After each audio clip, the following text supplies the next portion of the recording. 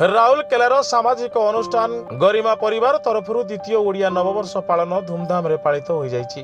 Sector 2 ସ୍ଥିତ ସାହାନାଇ ମଣ୍ଡପଠାରେ ଆୟୋଜିତ ଏହି କାର୍ଯ୍ୟକ୍ରମରେ ଅନୁଷ୍ଠାନର ଅଧ୍ୟକ୍ଷା ନିହାରିକା ବସ୍ତିଆ ଓ ମୋନାଲିସା ସାହୁଙ୍କ ସଂଯୋଜନାରେ ଏହି କାର୍ଯ୍ୟକ୍ରମରେ ରିମ୍ସର ଅଧ୍ୟକ୍ଷା ନଳିନୀ ପ୍ରଭା ପଟ୍ଟନାୟକ, ସମାଜସେବୀ ଶ୍ରୀମତୀ ମଞ୍ଜୁ ଦେବୀ ବାଗାଡ଼ିଆ, ଡାକ୍ତର ଗୀତାଞ୍ଜଳି ପତି, ଅଲିଉଡ୍ ଅଭିନେତ୍ରୀ ସୁଶ୍ରୀ ଶତାଦୃତି ମହାନ୍ତି, ଶିକ୍ଷାବିତି ରଶ୍ମିବାଳା ରାଉତରାୟ, ସମାଜସେବୀ ସୁନୀଲ କୟାଲ ପ୍ରମୁଖ ଅତିଥି ଭାବରେ ଯୋଗ ଦେଇ ଅନୁଷ୍ଠାନର କାର୍ଯ୍ୟକ୍ରମକୁ ପ୍ରଶଂସା କରିଥିଲେ।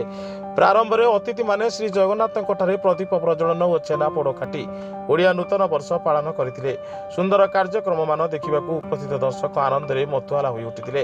କାର୍ଯ୍ୟକ୍ରମ ପରିଚାଳନାରେ ଅନୁଷ୍ଠାନ ସଭାପତି ମମତା ନାୟକ, ସାଧାରଣ ସମ୍ପାଦିକା ଡକ୍ଟର ସରିତା ମଲ୍ଲ ଓ ଅନୁଷ୍ଠାନର ମୁଖ୍ୟ ପୃଷ୍ଠପୋଷକ ଶଙ୍କର ଜେନା ପ୍ରମୁଖ କାର୍ଯ୍ୟକ୍ରମ ପରିଚାଳନାରେ ସହଯୋଗ କରିଥିଲେ। ରାଉରକେଲାରୁ ଡକ୍ଟର ପ୍ରମୋଦ କୁମାର ଜଗଦେବଙ୍କ ରିପୋର୍ଟ, ସାଇ ସତ୍ୟ ନ୍ୟୁଜ।